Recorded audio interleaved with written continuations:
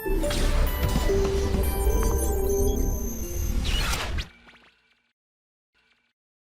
आइए प्यारे बच्चों शुरू करते हैं electrostatics remaining part 2 and yes gravitation.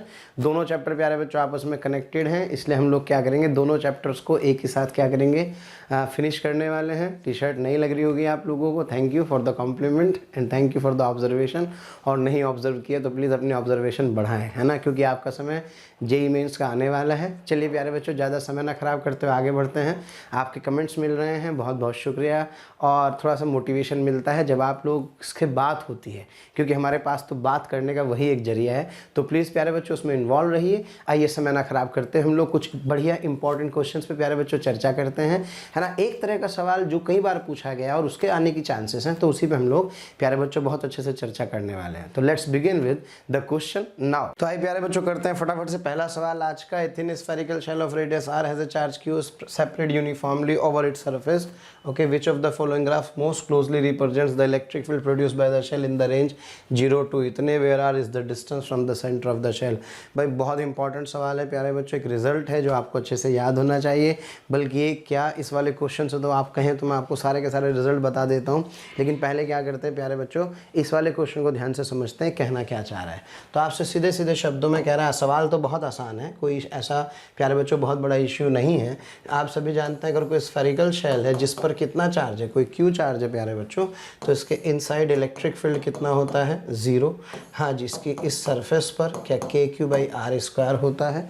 और प्यारे बच्चों इसके सेंटर से यस किसी डिस्टेंस स्मॉल r पर जो इलेक्ट्रिक फील्ड होती है, दैट इलेक्ट्रिक फील्ड KQ/r²। तो कहने का मतलब क्या हुआ कि सर इसका मतलब ये है कि इसका जो ग्राफ होगा, इलेक्ट्रिक फील्ड पहले तो यस यहाँ पर 0 दिखाई देगी, कहाँ पर, ये रही, और 0 के बाद फिर प्यारे बच्चों ये इसका इलेक्ट्रिक फील्ड आ जाएगा।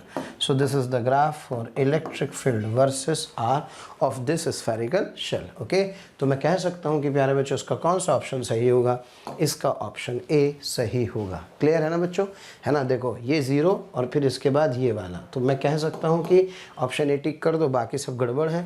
लेकिन आप सोचो इन वाले ग्राफ्स में भी अगर आप चाहें तो बहुत सारे ग्राफ्स और बना सकते हैं। अच्छा, मैं आपको पोटेंशियल के बारे में बता दूं, ये तो इलेक्ट्रिक फील्ड था। इनसाइड जो पोटेंशियल होता है प्यारे बच्चों वो होता है KQ/r, सरफेस पर भी होता है KQ/r। मैं पोटेंशियल की बात कर रहा हूँ, और बाहर जो पोटेंशियल है प्यारे बच्चों दैट इज सिंपली KQ/r। तो अगर यहाँ पर ग्राफ इलेक्ट्रिक फील्ड की जगह पोटेंशियल के लिए पूछ रहा होता, तो जो पोटेंशियल के लिए ग्राफ होता प्यारे बच्चों पहले कांस्टेंट होता और फिर ये आ जाता, तो ये ग्राफ होता पोटेंशियल के लिए। क्लियर है ना। Yes, r is equals to r पर प्यारे बच्चों ये पोटेंशियल कांस्टेंट है और ये इन्वर्सली प्रोपोर्शनल टू r है। और कमाल की बात है ये स्फेरिकल शेल के लिए भी ट्रू है। दूसरी चीज़, ये जो रिज़ल्ट है प्यारे बच्चों, ये रिज़ल्ट ट्रू है होलो कंडक्टिंग के लिए। ओके, ये रिज़ल्ट ट्रू है प्यारे बच्चों सॉलिड कंडक्टिंग के लिए, सॉलिड कंडक्टिंग के लिए। और यही रिज़ल्ट प्यारे बच्चों ट्रू है आपका होलो नॉन कंडक्टिंग के लिए, होलो नॉन कंडक्टिंग के लिए। क्लियर है। तो इस तरह से सारे के सारे रिजल्ट आपके काम आएंगे। चलिए तो एक काम करते हैं, एक रिजल्ट और प्यारे बच्चों इसमें हाथ के हाथ यूज़ कर लेते हैं, फिर तो सीधा सीधा सा काम हो जाएगा, सारा का सारा कंसेप्ट यहाँ पे कवर हो जाएगा। अगर मान लो मैं आपसे ये कहूँ कि जो आपका ग्राफ है that graph is basically for yes solid non conducting, solid non conducting uniformly charged, solid non-conducting uniformly charged। Okay, तो solid non conducting uniformly charge के लिए प्यारे बच्चों ये अगर आपको एक स्फीयर दिखाई दे रहा है तो उसके पूरे के पूरे वॉल्यूम में क्या चार्ज डिस्ट्रीब्यूटेड होगा लाइक दैट। ओके, ये है प्यारे बच्चों इसका सेंटर। यहाँ से अगर मैं बात करूँ तो बाहर तो इलेक्ट्रिक फील्ड उतना ही होता है, कितना, KQ/r का स्क्वायर। ओके, सरफेस पर भी KQ/R का स्क्वायर। लेकिन जो इनसाइड कोई पॉइंट अगर P हो तो इस पर कितना होता है, याद आ रहा है सबको? नहीं याद आ रहा तो प्लीज़ याद रखें प्यारे बच्चों, that electric field is ρr upon 3 epsilon naught, और इसको मैं लिख सकता हूँ प्यारे बच्चों KQR अपॉन R का क्यूब। और सेंटर पर चूंकि R 0 होता है तो इसके सेंटर पर इलेक्ट्रिक फील्ड को 0 लिख दिया जाता है। क्लियर है? अब इसका जो ग्राफ है वो भी ध्यान से देखें प्यारे बच्चों। इसका जो इलेक्ट्रिक फील्ड का डिस्टेंस के साथ जो ग्राफ होगा ये यहाँ पर ऐसे और इस तरह से होगा, है ना। लीनियर फंक्शन है क्योंकि e की पावर 1 r की पावर 1, तो r बराबर r से पहले के लिए ये e प्रोपोर्शनल टू r, और इधर की तरफ प्यारे बच्चों e is inversely proportional to r का स्क्वायर। तो ये है ग्राफ किसका, इलेक्ट्रिक फील्ड का डिस्टेंस के साथ। कब? जबकि ये solid non conducting uniformly charge sphere हो। तो प्लीज़ ध्यान रखेंगे। अच्छा, इसमें पोटेंशियल के बारे में अगर आपसे पूछे तो भाई पोटेंशियल यहाँ क्या होता है सर, पोटेंशियल KQ/R होता है। हाँ प्यारे बच्चों, यहाँ पे पोटेंशियल कितना होता है, KQ/R होता है सरफेस पर। और इनसाइड जो पोटेंशियल है that is a very important thing.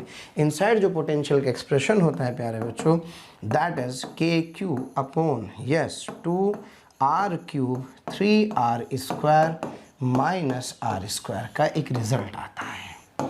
This is valid for R less than R। ये रिजल्ट आपको प्यारे बच्चों पता होना चाहिए।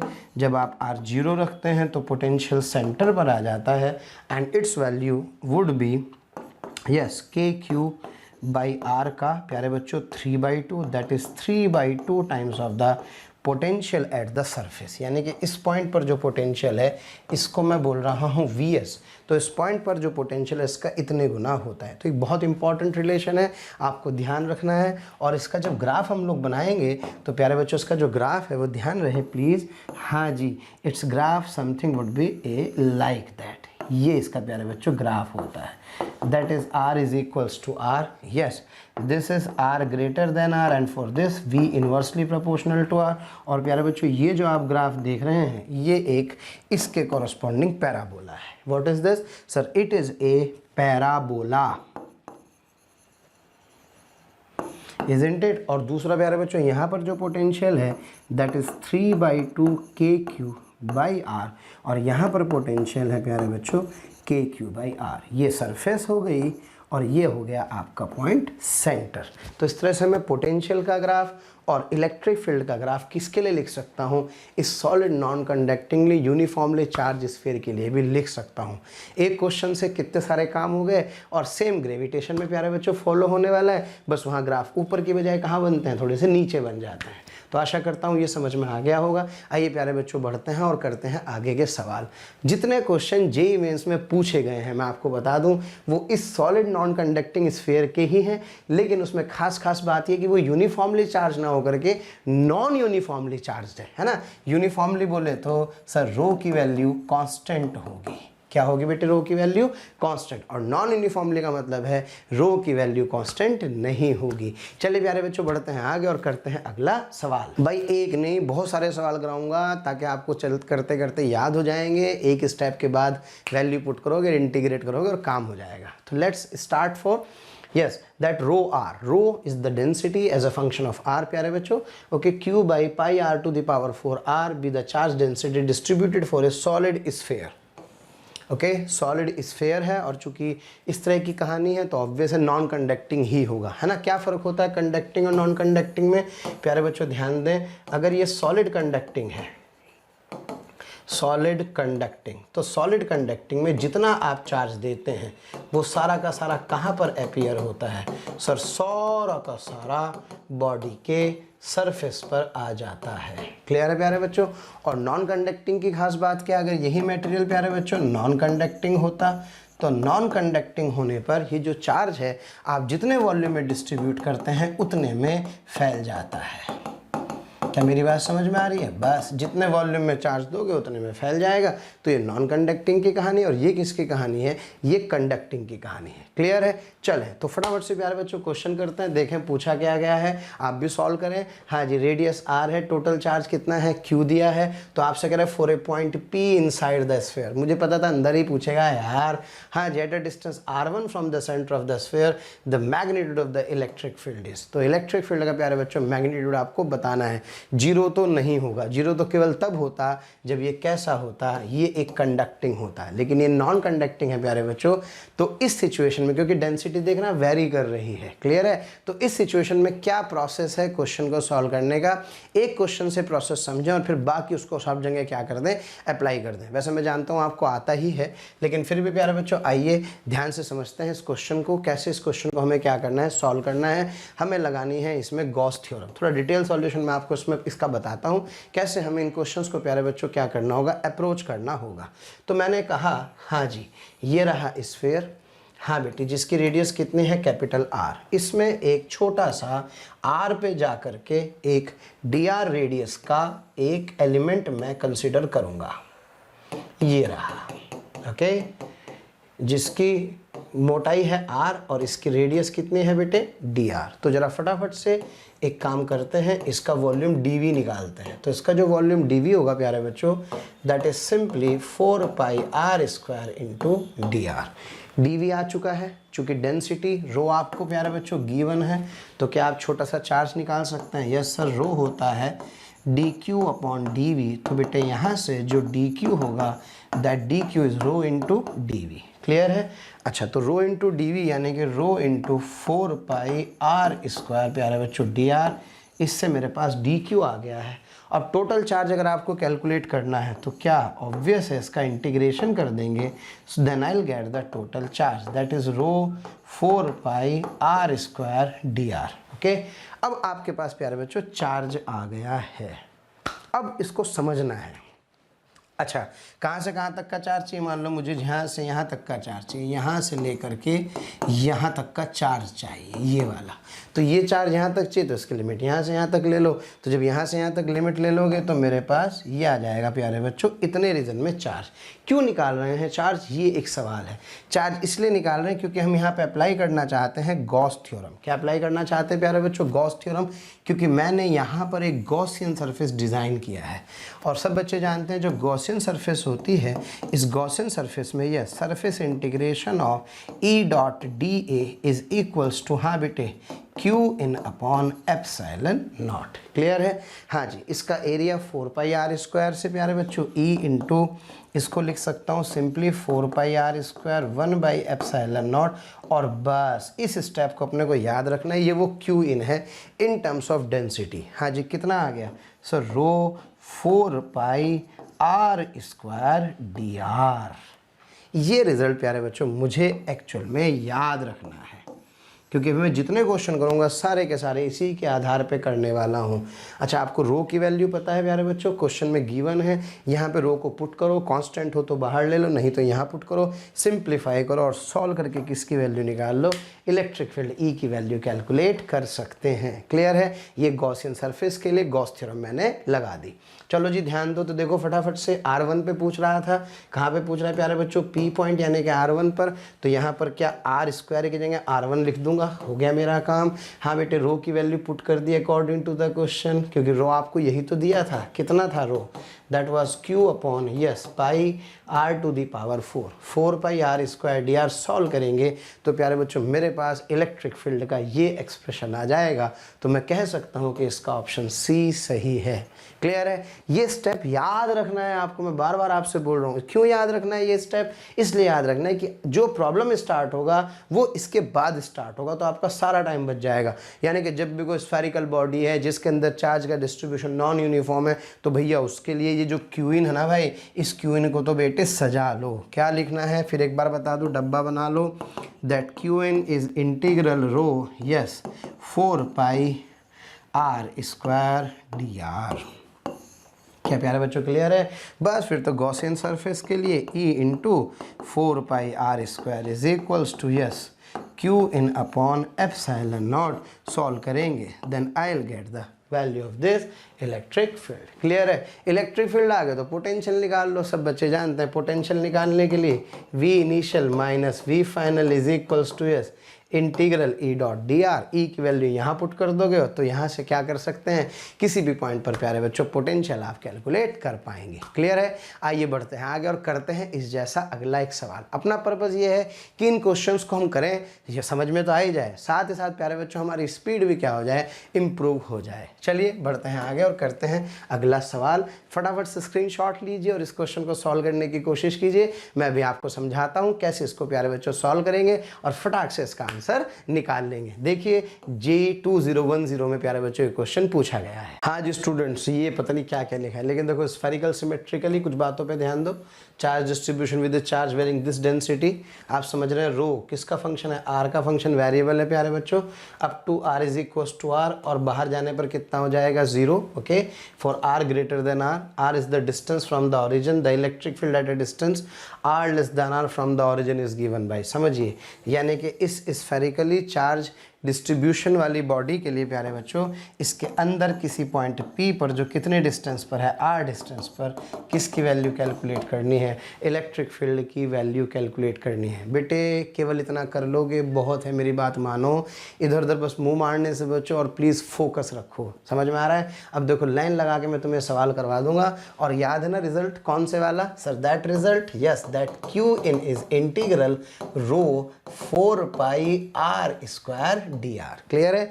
यानी कि जो सरफेस आप यहाँ पर प्यारे बच्चों कंसीडर करेंगे, इस सरफेस के अंदर जब आपको क्यू इन निकालना होगा, किसके लिए, गॉस लॉ के लिए, तो वो क्यू इन आपका यहाँ से आने वाला है। रो आपको प्यारे बच्चों गिवन ही है, यस, खटाक से उठा करके यहाँ रख दो। इंटीग्रेशन डिफरेंशिएशन करने में आप माहिर हैं, तो जरा सोचो क्यू इन आ जाएगा, q in by epsilon naught कर देंगे, फॉर्मूला आपके पास है E into 4 pi are square बराबर, यस, इंटीग्रल, हाँ जी, क्या लिख दूँ यहाँ पर सर, ये लिख दो rho 4 pi are square upon epsilon naught. मुझे नहीं लगता शायद कोई आपको रोक सकता है। तो चलें प्यारे बच्चों देखें फटाफट से, और इस क्वेश्चन का सॉल्यूशन आपके सामने दिया गया है। सेम कंसेप्ट है, देखिए डी क्यू, इसने बहुत मेहनत की है, यहाँ पे रो रखा, रो रख करके क्या यहाँ से इंटीग्रेट करके क्यू की वैल्यू कैलकुलेट की है ना, तो इसने तो थोड़ी ज़्यादा मेहनत कर दी है। हमें तो सीधे सीधे वहाँ पर रो की वैल्यू पुट करनी है, सॉल्यूशन आपके सामने प्यारे बच्चों काम आएगा। तो जो E into 4 pi are square 1 upon epsilon naught integral, integral clear है, क्यू इन कितना था सर, ये था मेरे पास, yes, rho naught into 5/2 minus, sorry बेटे 5/4, हाँ जी 5/4 minus r to the power 2, ये मेरे पास रो की वैल्यू थी, into yes 4 pi are square D R. Clear है भाई, बस सॉल्व करो और क्या निकाल लो आंसर। तो प्यारे बच्चों आपका इंटीग्रेशन के बाद फाइनल आंसर आ जाएगा, and you can get that result that you want. Okay, so मैं कह सकता हूँ कि इसका कौन सा ऑप्शन सही है प्यारे बच्चों, इसका ऑप्शन प्यारे बच्चों बी सही होगा। क्लियर है। देखो पूरा इंटीग्रेट करके इसने किसकी वैल्यू निकाल दी है, ये पूरी की पूरी इंटीग्रेट करके इसने यहाँ से ये पूरा का पूरा क्यू इन आ गया है, ये आपके सामने है, इसको इधर ले गए, फार्मूले से वैल्यू का आंसर आ जाएगा। चलिए प्यारे बच्चों बढ़ते हैं आगे और करते हैं अगला सवाल। चलो भाई देखो फटाफट से, JEE मेंस 2012 का सवाल है प्यारे बच्चों। ए uniformly charge sphere, okay, of charge Q and radius R, the electric field is plotted as a function of distance from the center, the graph। हाँ जी बताइए क्या ग्राफ होगा सर, मेरे ख्याल से इसका ऑप्शन क्या होना चाहिए, सी होना चाहिए, क्योंकि आपने ही बताया था चूँकि यूनिफॉर्मली चार्ज स्फीयर है ना भाई, क्योंकि आपने बताया था सर इसके अंदर ये जो पॉइंट है, इसके अंदर इस पॉइंट पर electric field rho R upon 3 epsilon naught से क्या इलेक्ट्रिक फील्ड प्रोपोर्शनल टू प्यारे बच्चों R होगा, when R is less than R, और R greater than equals to R के लिए क्या प्यारे बच्चों E is inversely proportional to R square होगा। तो मैं कह सकता हूँ कि इसका ऑप्शन कौन सा सही होगा, इसका ऑप्शन सी सही होगा। चलिए बढ़ते हैं आगे और करते हैं अगला सवाल। हाँ प्यारे बच्चों ये क्वेश्चन पूछा गया है JEE मेंस 2011 में। क्या सवाल है, the electrostatic potential inside a charge spherical ball is given by this. ये रहा आपका electric potential, where R is the distance from the center, A, B are the constant, then the charge density inside the ball। देखो बेटे charge density inside the ball पूछ रहा है, यानी कि आपसे पूछ रहा है रो की वैल्यू क्या होगी। Okay, this is the question. बात हुई है घुमा फिरा करके पहुंचना में वहीं पर है ना। तो आइए प्यारे बच्चों सबसे पहले शुरू करते हैं। क्या मुझे ये क्या गिवन है, this is the expression for the potential. बेटे पोटेंशियल आपको दिया है और आपसे क्या पूछ रहा है, चार्ज डेंसिटी पूछ रहा है। ओके, तो पोटेंशियल अगर दिया और चार्ज डेंसिटी आपको क्या करनी हो कैलकुलेट, तो बहुत सीधा सा तरीका है, पहले पोटेंशियल से इलेक्ट्रिक फील्ड निकाल लो। क्या निकाल लो, इलेक्ट्रिक फील्ड। और इलेक्ट्रिक फील्ड निकालने के बाद जैसे डेंसिटी से इलेक्ट्रिक फील्ड निकालते थे, अब उल्टा कर लो, इलेक्ट्रिक फील्ड से क्या निकाल लो प्यारे बच्चों, डेंसिटी की वैल्यू आप क्या कर सकते हैं, कैलकुलेट कर सकते हैं। So let's it solution. सबसे पहले मैं जानता हूं that electric field is what, minus d∅/dr। Okay, यानी कि यहाँ से इसको डिफ्रेंशिएट कर दीजिए किसके रिस्पेक्ट में, आर के रिस्पेक्ट में। तो प्यारे बच्चों मेरे पास इलेक्ट्रिक फील्ड आ जाएगा कितना, -2ar। और गॉस थ्योरम से वही वाला फॉर्मूला, कौन से वाला, that E into yes 4πr² is equals to, हाँ बेटे क्या, Q∞/ε0। बोलो प्यारे बच्चों। तो यहाँ से आपको इलेक्ट्रिक फील्ड की जो वैल्यू है वो अभी पहले एक काम करते हैं, हाँ जी, Q की वैल्यू प्यारे बच्चों कैलकुलेट कर लेते हैं। ये हो गया 1/ε0। तो क्या यहाँ से मैं ये Q की वैल्यू निकाल सकता हूँ, देखो ज़रा ध्यान से, है ना। और इस इलेक्ट्रिक फील्ड की वैल्यू -2ar यहाँ पर पुट कर देंगे तो मेरे पास यहाँ से Q कितना आ जाएगा, -8πε0ar³ आ जाएगा। क्लियर है। पूछ रहा है मुझसे डेंसिटी, चार्ज आ चुका है, डेंसिटी तो निकालनी है, डेंसिटी मतलब dq/dv। क्या बेटे, dq/dv। अब dq/dv को दो पार्ट में ब्रेक कर लो, dq/dr इंटू dr/dv कर लो। अब सोचो q मुझे किसका फंक्शन दिया है, r का, तो क्या यहाँ से मैं डिफ्रेंशिएट करके dq/dr की वैल्यू निकाल सकता हूँ। बोलो मेरे बच्चों, क्लियर हो गई बात। और मुझे dr/dv की वैल्यू भी चाहिए, तो मैं जानता हूँ जो वॉल्यूम है, that volume is what sir, this is simply yes 4/3πr³। तो यहाँ से जो dv/dr होगा इज दिस भी यस 4/3π3r², यानी कि this is simply yes 4πr²। तो यहाँ से हाँ भाई मेरे पास जो dr/dv की जो वैल्यू है वो कितनी आ गई, 1/4πr² आ गया है, ये रहा। ओके, यहाँ से dq/dr यहाँ रख दूंगा तो क्या सॉल्व करके -6ε0a आ जाएगा। तो जरा सोचो, सारी कहानी आसपास कनेक्ट हो रही है, सेम क्वेश्चन है, सेम कंसेप्ट है, बस कभी ये तो कभी ये, कभी वो तो कभी ये, इनका आपस में कनेक्शन प्यारे बच्चों हम लोगों को बैठाना होगा। आइए प्यारे बच्चों बढ़ते हैं आगे और करते हैं अगला सवाल। थैंक यू स्टूडेंट्स, आप लोगों का बहुत प्यार मिल रहा है इस फ्री ऑनलाइन क्रैश कोर्स के द्वारा। जो आप लोग देख रहे हैं उसमें आपके लाइक्स और कमेंट्स कंटिन्यूसली प्यारे बच्चों प्राप्त हो रहे हैं, देख करके बहुत अच्छा लगता है, मोटिवेशन मिलता है। मैं आपके साथ एक इन्फॉर्मेशन और शेयर करना चाहता हूं प्यारे बच्चों, जो कि डिस्क्रिप्शन बॉक्स में दी गई है, वहां पर एक लिंक दिया गया है। प्लीज़ आप उस लिंक पर क्लिक करें और इस लिंक पर क्लिक करके रजिस्ट्रेशन करवाएं आपके इस जेईई मेंस के क्रैश कोर्स की ऑनलाइन टेस्ट सीरीज़ के लिए, जो बिल्कुल फ्री है। ठीक है प्यारे बच्चों, साथ ही साथ जो बच्चे कोटा आकर जेईई एडवांस की तैयारी करना चाहते हैं उनको भी मैं बता दूं कि उनके लिए एक लिमिटेड सीट्स वाला एक बैच हम लोग स्टार्ट कर रहे हैं, जिसकी डेट है प्यारे बच्चों 27 जनवरी। तो प्लीज़ प्रायर रजिस्ट्रेशन कराएं और उस बैच को अगर आप ऑफलाइन ज्वाइन करना चाहते हैं तो उसको ज्वाइन करके अपने जेईई एडवांस की सक्सेस को प्यारे बच्चों श्योरिटी में कन्वर्ट करें। Thank you very much. भाई ये वाला जो क्वेश्चन मैं आपसे कह रहा हूँ प्यारे बच्चों, ये क्वेश्चन अलग अलग तरह से अलग अलग बार पता नहीं कैसे कैसे पूछे गए। आइए जरा इस पे चर्चा करते हैं, सवाल देखते समझ में आ जाएगा। A positive charge Q is placed in a spherical cavity made in a positively charged sphere. The centers of the sphere and the cavity are displaced by a small distance L vector. Okay, तो आपसे कह रहा है force on the charge Q पूछ रहा है, आपसे कह रहा है उस चार्ज Q पर फोर्स की वैल्यू कैलकुलेट करो। क्लियर है बेटे, जरा ध्यान से समझें। ये आपके पास एक स्फेयर है। ओके, एक बार क्वेश्चन समझोगे मज़ा आ जाएगा। ओके हाँ प्यारे बच्चों, और यहाँ पर एक कहीं इसके अंदर एक कैविटी है। कहाँ है cavity, this cavity is somehow here. ये है कैविटी का सेंटर और ये है स्फीयर का सेंटर। इसे C1 कहूँ और इसको C2 कहूँ। क्लियर है बेटे। ओके, ये इसका सेंटर, इसके सेंटर की यहाँ से यहाँ तक की जो डिस्टेंस है, that distance between their centres is what, that is L vector. ये रहा। और कमाल की बात है, इसके अंदर क्या प्लेस कर दिया गया है, इसके अंदर भाई एक चार्ज प्यारे बच्चों Q प्लेस कर दिया गया है यहाँ पर, ये चार्ज Q यहाँ पर इस कैविटी के अंदर प्लेस कर दिया गया है। क्वेश्चन समझ में आ रहा है? Positively charge Q is placed in spherical cavity made in a positively charge sphere, the centre of the sphere and the cavity are displaced by a distance L vector. तो फोर्स ऑन चार्ज Q पूछ रहा है। हाँ जी, कितना होगा sir? मुझे ऐसा लग रहा है जो फोर्स होता है क्या, that force is equals to प्यारे बच्चों Q into E. Q into E. अगर मुझे इलेक्ट्रिक फील्ड पता लग जाए तो मैं फोर्स की वैल्यू क्या कर सकता हूँ, कैलकुलेट। तो पहले तो मैं आपको इसका आंसर बता दूँ, जब भी कभी ऐसी सिचुएशन हो जाए और पॉइंट प्यारे बच्चों कैविटी के अंदर हो, किसके अंदर हो, कैविटी के अंदर, तो इलेक्ट्रिक फील्ड हमेशा, electric field is always row L vector upon 3 epsilon not होता है। ये हमें याद रखना है।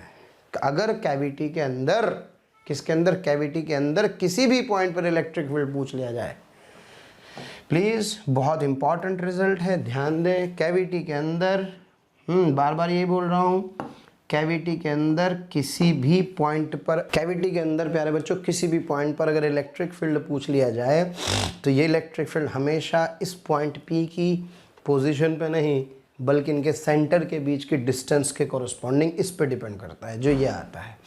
तो यार ये कहीं भी हो तो ये इलेक्ट्रिक फील्ड होगा। इलेक्ट्रिक फील्ड होगा तो प्यारे बच्चों फोर्स कितना होगा, क्या Q into rho L upon 3 epsilon naught. Clear है?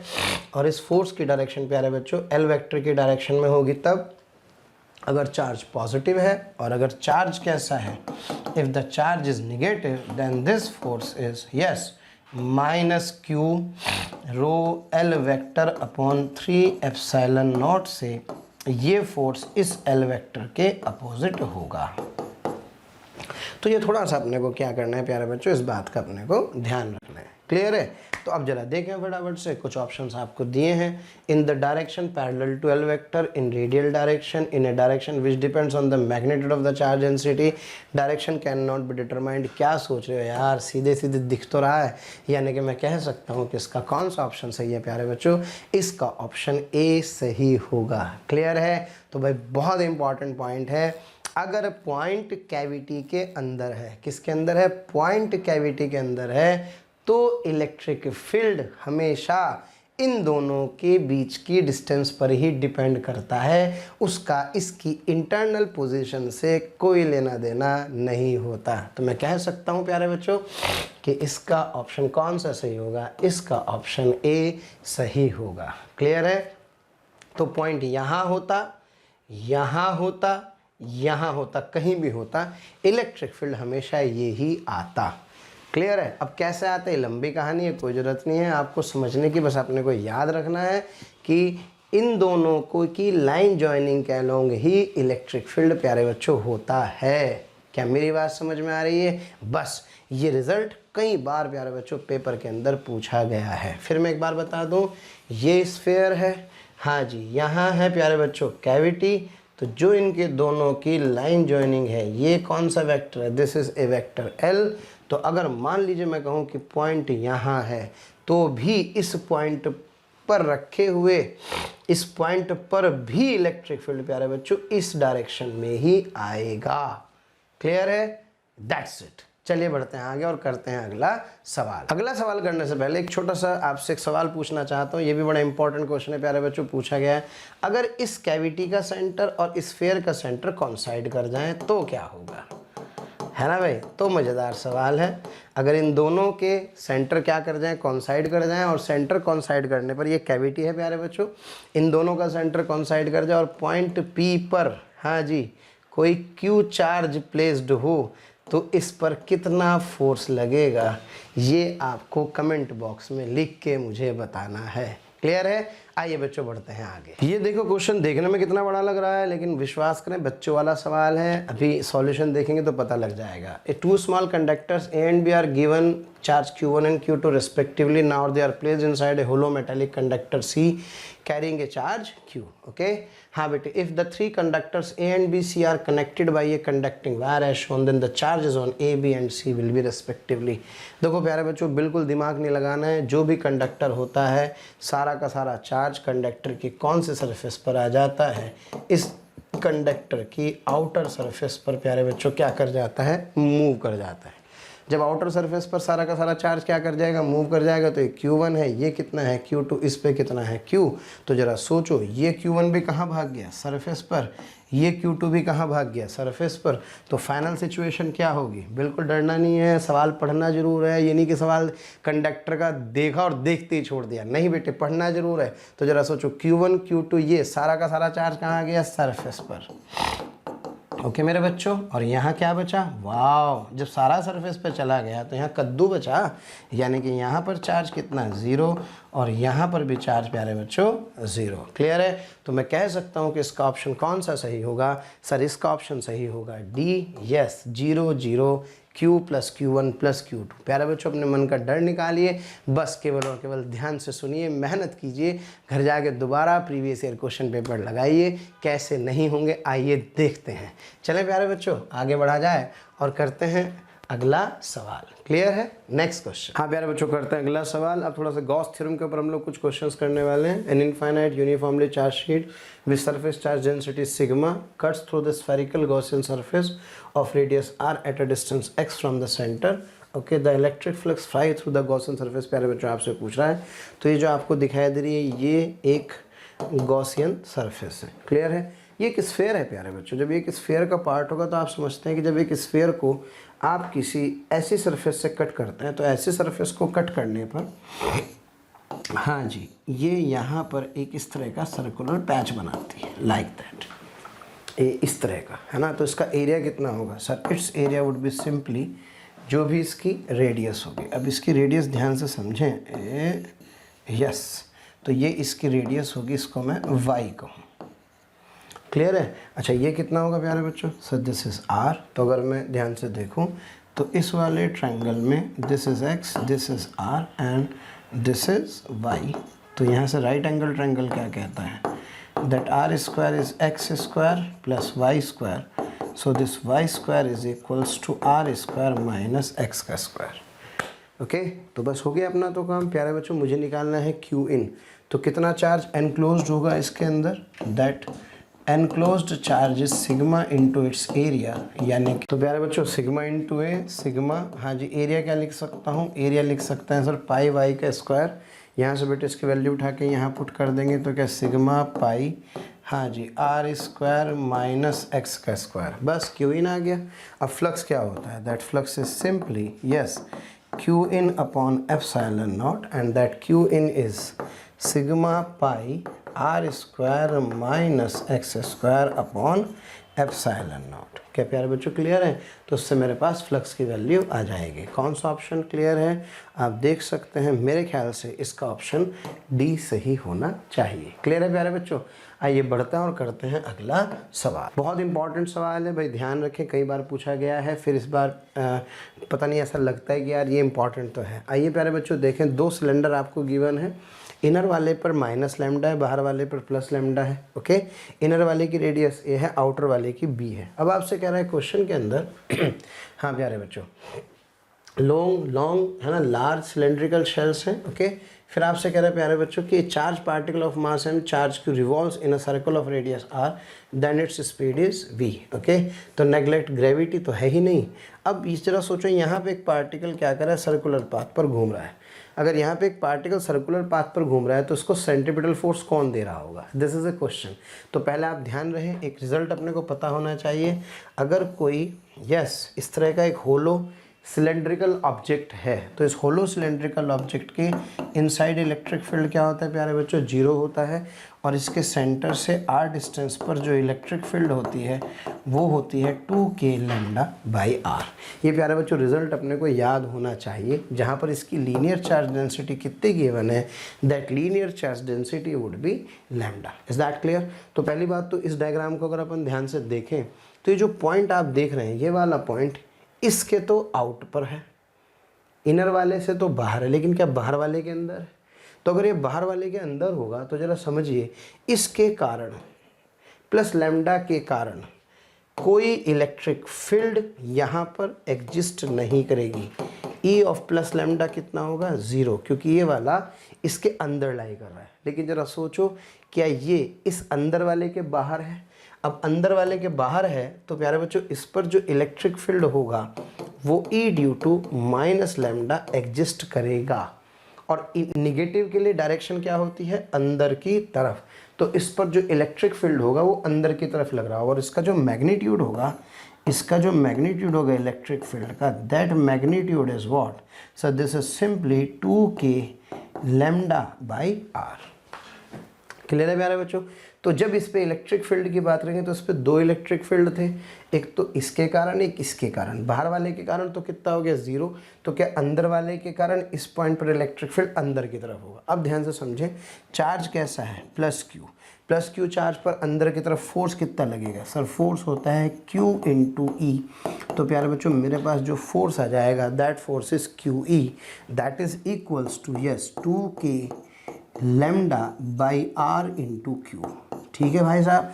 अब सोचो यही फोर्स इसको क्या दे रहा होगा, this force provides the necessarily centripetal force. Clear है, यानी कि ये जो फोर्स होगा कितना भाई, that is simply k q lambda by r, okay, that is equals to mv square by r. बस बात खत्म, सवाल क्लियर है। क्योंकि ये कैसे पाथ पर जा रहा है, सर्कुलर पाथ पर जा रहा है ना बेटे। लिख देता हूँ, प्लस लैम्डा के कारण इलेक्ट्रिक फील्ड 0 माइनस लैम्डा के कारण 2k लैम्डा बाई आर, वो भी किधर की तरफ, अंदर की तरफ। क्लियर है, सवाल ख़त्म हो गया।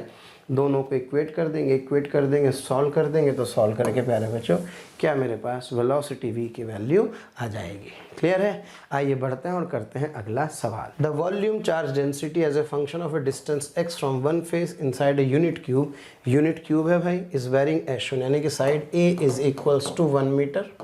ओके, ये एज्यूम कर रहा हूँ किसी क्यूब के लिए according to the question.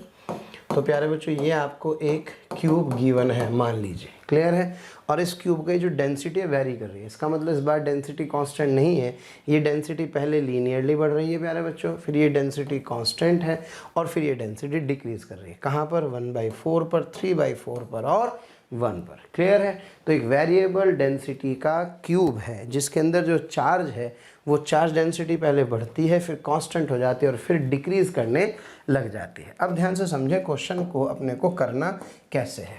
Clear है। रो आपको प्यारे बच्चों इतना दिया है, तो आपसे पूछ रहा टोटल फ्लक्स बताओ कितना होगा, है ना, टोटल फ्लक्स। तो भाई फ्लक्स के लिए अपने पास सीधा सा फंडा क्या है, फ्लक्स निकालने का तरीका था sir, that flux is equals to yes Q in upon epsilon naught, है ना। या तो इलेक्ट्रिक फील्ड बताओ, वरना तो आपके पास Q इन हो तो Q in by epsilon naught से आप क्या कर सकते हैं प्यारे बच्चों, फ्लक्स की वैल्यू कैलकुलेट कर सकते हैं। अब Q ऑब्वियस है, अगर रो कांस्टेंट होता तो रो इंटू ए क्यूब से काम चल जाता। ये तब होता अगर रो की वैल्यू कांस्टेंट होती, तो बेटे क्या ये सीधे सीधे Q इन आ जाता। लेकिन ज़रा सोचो ये रो यहाँ से क्या कर रहा है प्यारे बच्चों, वेरी कर रहा है। क्लियर है। तो Q इन निकालने के लिए अपने को क्या करना होगा, सबसे पहले इस क्यूब के अंदर, हाँ जी, इस क्यूब में प्यारे बच्चों एक छोटा सा एलिमेंट मानेंगे, कहाँ पर जा कर के, x पे जाके dx मोटाई का, कितनी मोटाई का, dx मोटाई का। तो जो उसका वॉल्यूम होगा that dv, that volume is basically, हाँ जी, 1 इंटू dx। जैसे आप लिखते हैं a स्क्वायर इंटू dx, है ना। तो a कितना है 1, तो आपके पास इसका जो वॉल्यूम आ गया वो कितना आ गया, दैट इज सिंपली dx आ जाएगा। क्लियर है प्यारे बच्चों। अगर यहाँ पे डेंसिटी रो है तो ज़रा बताओ क्या इस जगह पर जो छोटा सा चार्ज dq है, that dq is equals to rho dv। Okay, so that is rho into dx। अब बताओ टोटल चार्ज निकालने के लिए क्या मैं इसका इंटीग्रेशन कर दूं, that is integral of dq करके मेरा काम चल जाएगा। और dq क्या है प्यारे बच्चों, सर ये है मेरे पास रो इंटू dx। क्लियर है। अच्छा अब सुनो, रो वेरी कर रहा है वो अलग बात है, लेकिन अगर आप ऐसे ध्यान से देखें तो क्या ये, this is what, this is area under rho x graph. बोलो प्यारे बच्चों, this is area under rho x graph. और रो एक्स ग्राफ का एरिया आपको क्या गिवन है, अगर आप ध्यान से देखें तो क्या आप ये वाला एरिया कैलकुलेट कर सकते हैं। तो यहाँ से ये वाला पार्ट कितना आ जाएगा सर, यह आ जाएगा हाफ इंटू, हाँ जी क्या बेटे, 1/4 इंटू रो नोट।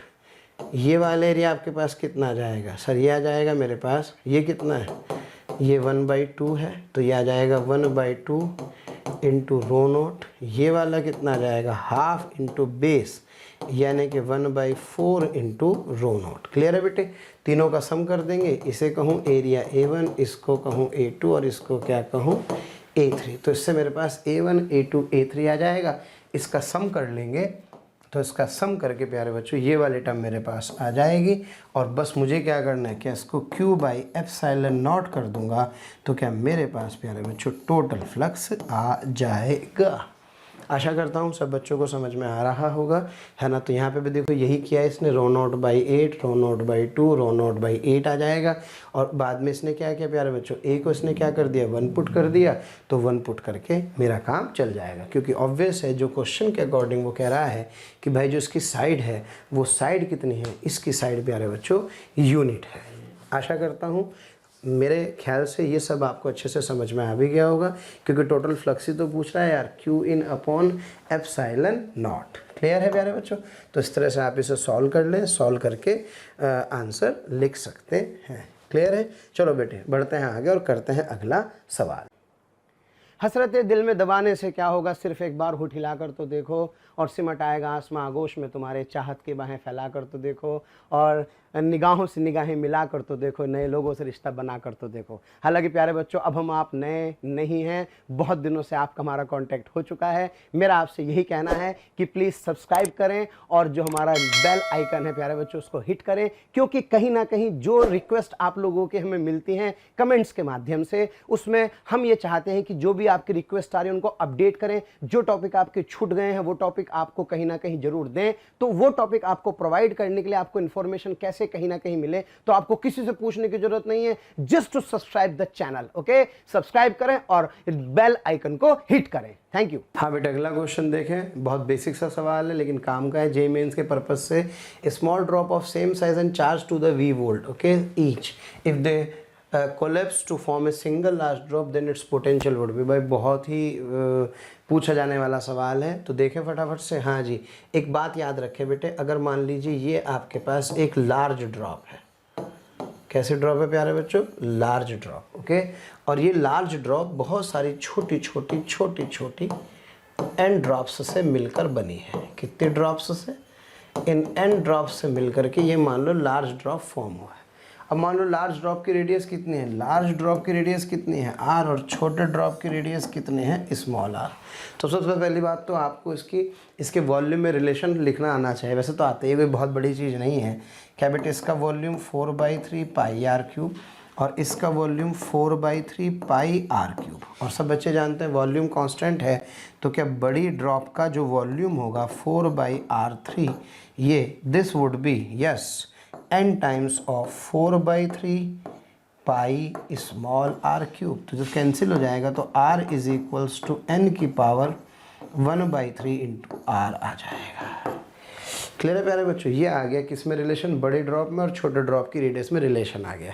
अच्छा अब एक बात समझें, अगर इस पे किसी एक पर ड्रॉप पर चार्ज q है तो जो इस पर टोटल चार्ज q होगा बेटे वो nq टाइम्स होता है, क्योंकि टोटल चार्ज हमेशा कंजर्व रहता है। क्लियर है। रेडियस का रिलेशन आपको प्यारे बच्चों समझ में आ गया है, कितना है n की पावर 1/3 इंटू r। ये कहानी हो गई रेडियस की, ये हो गई किसकी, चार्ज की। अब बात करते हैं प्यारे बच्चों पोटेंशियल की। तो जब हम लोग पोटेंशियल की बात करते हैं तो पोटेंशियल में अगर किसी एक ड्रॉप पर पोटेंशियल कितना है सर, KQ/R। तो चलो बताओ बड़ी ड्रॉप पर पोटेंशियल कितना होगा, बड़ी ड्रॉप पर पोटेंशियल होगा KQ/R। Okay, this is the potential on large drop, और K ये रहा। ठीक है बेटे, Q की वैल्यू मुझे पता लग गई है, N इंटू क्यू है, that is N into Q, और R को लिख सकते हैं N की पावर 1/3 इंटू R। क्लियर है। तो इसको ऊपर ले गए तो क्या KQ/R और N की पावर कितना हो गया, ये आ गया 2/3। और ये क्या है, क्या this is the potential on the small drop, that's it. तो क्या प्यारे बच्चों उसको लिख सकता हूँ that V on the large drop is equals to yes potential on the small drop multiplied by n की पावर 2/3। तो बेटे बहुत एक इम्पॉर्टेंट रिलेशन है ना। तो ज़रा देखें फटाफट से क्या कह रहा है क्वेश्चन में। ये तो पोटेंशियल पूछ रहा है यार, कौन सा ऑप्शन सही होगा, वैसे भी याद रख सकते हैं। हाँ प्यारे बच्चों, इसका ऑप्शन डी सही होगा। क्लियर है। आइए बढ़ते हैं आगे और करते हैं अगला सवाल। हाँ प्यारे बच्चों बढ़ाएं आगे। Two spherical conductors A and B of radii 1 mm and 2 mm are separated by a distance of 5 cm and are uniformly charged. Okay, if the sphere are connected by a conducting wire, then in equilibrium condition the ratio of the magnitude of the electric fields at the surface of the spheres A and B प्यारे बच्चों आपसे पूछ रहा है। इसके लिए आप ये सभी याद रखें कि भाई अगर कोई बॉडी जिसमें एक का हाई पोटेंशियल है एक का लो है और दोनों को किसी कंडक्टिंग वायर से प्यारे बच्चों जोड़ देते हैं, तो सब बच्चे जानते हैं एक समय के बाद है ना, शुरू में तो चार्ज फ्लो करता है लेकिन एक समय के बाद दोनों पर पोटेंशियल क्या आ जाता है, सेम। और इस सेम पोटेंशियल को क्या बोलते हैं sir, this same potential is called as common potential. Clear है प्यारे बच्चों। और जब पोटेंशियल क्या हो जाता है कॉमन, तो अब कोई चार्ज इस बॉडी से इस बॉडी पर फ्लो नहीं करता है। तो ये अपने को छोटी सी बात का ध्यान रखना है। और जो क्वेश्चन है उसको भी ये वाला जो बड़ा सा सवाल दिखता है ना, जिसको हम कभी बड़े तरीके से करते हैं, इसको सीधे सीधे इसी सॉल्यूशन से हमको करना है। तो यहाँ पे जो इक्विलिब्रियम कंडीशन है प्यारे बच्चों, इस इक्विलिब्रियम कंडीशन का मतलब ये है कि when the bodies have the same potential. Is that clear. अब जरा सोचो, आपसे पूछ रहा है then the ratio of the magnitude of the electric fields. अब इसमें कभी कभी इलेक्ट्रिक फील्ड के रेशियो पूछ लेता है प्यारे बच्चों, कभी कभी चार्ज डेंसिटी के रेशियो भी आपसे पूछ लेता है। तो दोनों क्वेश्चन का ध्यान रखना है कि इलेक्ट्रिक फील्ड के रेशियो पूछ रहा है या चार्ज डेंसिटीज के रेशियो पूछ रहा है। अब मान लो आपसे पूछ रहा है EA to EB आपको प्यारे बच्चों बताना है। तो चूंकि मैं जानता हूँ पोटेंशियल क्या हो चुका है, कांस्टेंट।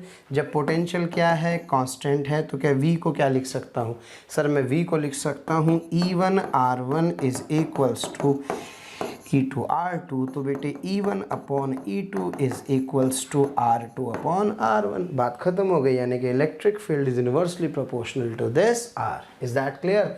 तो यहाँ से A और B के लिए अब आपको पता है सब बच्चों को कि पहले की रेडियस कितनी दे रखी है, क्या that R1 is 1 mm, yes sir, that R2 is what sir, this R2 is 2 mm।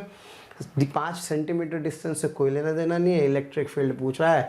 तो जो E1 अपॉन E2 है ये उल्टा हो गया। तो E1 क्या है यहाँ पे सर, E1 को मैं लिख सकता हूँ EA upon EB, yes that is equals to R2 upon R1, यानी कि sir this would be 2:1। Is that clear. तो मैं कह सकता हूँ कि इसका ऑप्शन कौन सा सही होगा, इसका ऑप्शन प्यारे बच्चों C सही होगा। क्लियर है। तो ये इसकी पूरा का पूरा क्या इसका डिस्क्रिप्शन प्यारे बच्चों दिया है। तो यहाँ से आप इलेक्ट्रिक फील्ड्स के रेशियो क्या कर सकते हैं, calculate.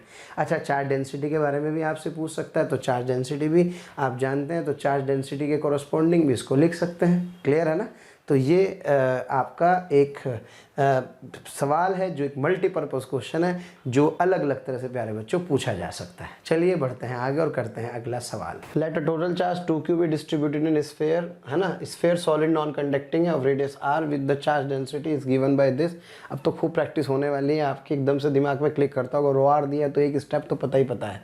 Where r is the distance bit from the centre, two charges a and b of -q each are placed on diametrically opposite and at equal distance a from the center. If a and b do not experiences any force, तो आपको प्यारे बच्चों बताना है कि इसमें a में और r में क्या रिलेशन होगा। बहुत बढ़िया सवाल। आइए प्यारे बच्चों ध्यान से समझने की कोशिश करते हैं। ये आपका स्फीयर है, ओके, और इस स्फीयर की रेडियस कितनी है r, और ये है इसका सेंटर। क्या मेरी बात समझ में आ रही है।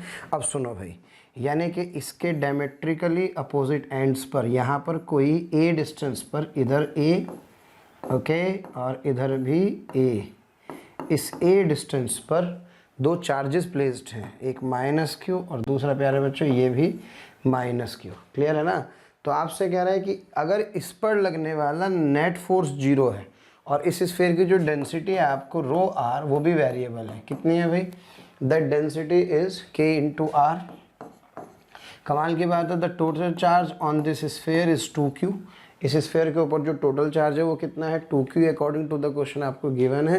तो आपसे कह रहे हैं यार अगर इस पे लगने वाला नेट फोर्स क्या हो प्यारे बच्चों, 0 हो, तो आपको बताने कि इस a में और इस r में क्या रिलेशन होगा।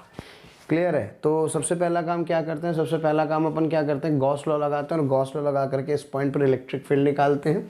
मैं आपको बता दूं यहाँ से ये -q, ये माइनस क्यू, तो क्या बेटे क्यू क्यू एक दूसरे पर इधर की तरफ ये फोर्स लगा रहा होगा, फोर्स ऑफ रिपल्शन, जिसकी वैल्यू होगी के क्यू स्क्वायर अपॉन 2a का होल स्क्वायर, जहाँ पर ये जो डिस्टेंस है प्यारे बच्चों वो 2a होगी। क्लियर है? लेकिन जरा सोचो क्या इसके इलेक्ट्रिक फील्ड के कारण भी इस पर एक फोर्स लग रही होगी, है ना? यस सर, यानी कि इसके इलेक्ट्रिक फील्ड के कारण भी इस पर एक फोर्स लग रही होगी। इलेक्ट्रिक फील्ड है इधर, फोर्स है इधर, कितना? Q इंटू ई। अब सोचो मज़ा आ गया। तो सर इसका मतलब जो ये QE है ना, अगर मैं ये इलेक्ट्रिक फील्ड निकाल लूँ तो मेरा काम चल जाए। एक इक्वेशन तो यहाँ से मैं बना करके इन दोनों को बैलेंस कर लूँगा। और एक दूसरा प्यारे बच्चों, टोटल चार्ज कितना कह रहा है? Q। तो टोटल चार्ज में Q के लिए भी क्या कर सकता हूँ, सॉल्व करके मैं टोटल चार्ज निकाल सकता हूँ, क्योंकि मुझे डेंसिटी यहाँ पे गिवन है। सो लेट्स सी कि what would be it's solution, है ना, क्योंकि ये सब कई बार मैं आपको बता चुका हूँ प्यारे बच्चों कि कैसे इलेक्ट्रिक फील्ड निकालना है ना, सेंटर से r डिस्टेंस पर। वही अपना बेसिक सा फॉर्मूला, क्या?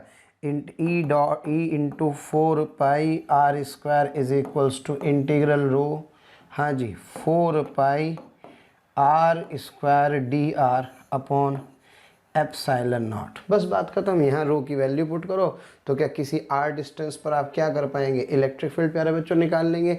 अब ये r है या सेंटर से a है? सेंटर से a है तो इसको r बराबर 1 है, तो जो इसकी लिमिट है वो कहाँ से कहाँ तक आ जाएगी, 0 से a तक इसकी लिमिट आ जाएगी। क्लियर है ना बेटे? और ये भी 4 पाई आर स्क्वायर की जगह ऑब्वियस है, यहाँ पे भी r की जगह क्या रख दूंगा, a रख दूंगा। तो एक रिलेशन मेरे पास यहाँ से e की वैल्यू a की टर्म में आ जाएगी। So let's see it solution. ये तो मेरे बच्चों डायग्राम में बना ही चुका हूँ। ये रिपल्सिव फोर्स इधर की तरफ लग रहा होगा, ओके, और ये QE फोर्स इसके इलेक्ट्रिक फील्ड के कारण, स्फीयर के इलेक्ट्रिक फील्ड के कारण।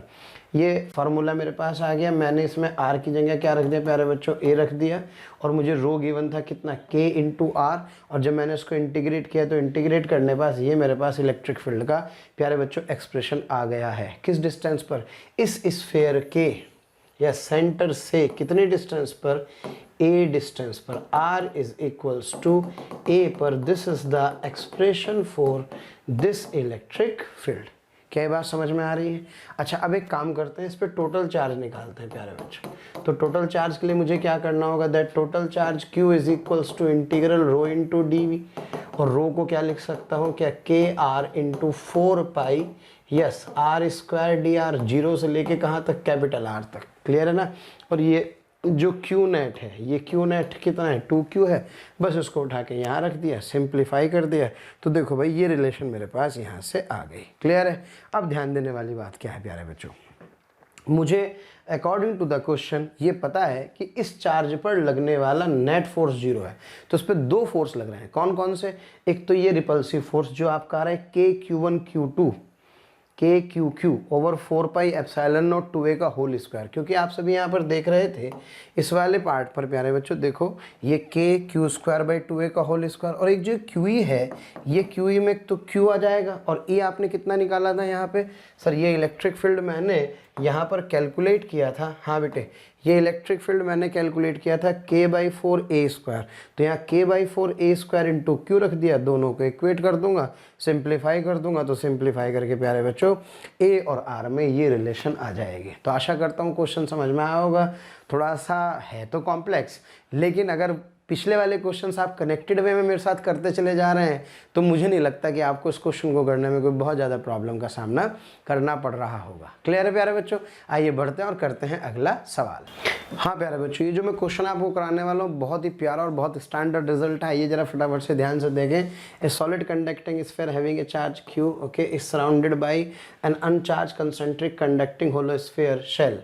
Okay, let the potential difference between the surface of the solid sphere and that of the outer surface of the hollow sphere is V.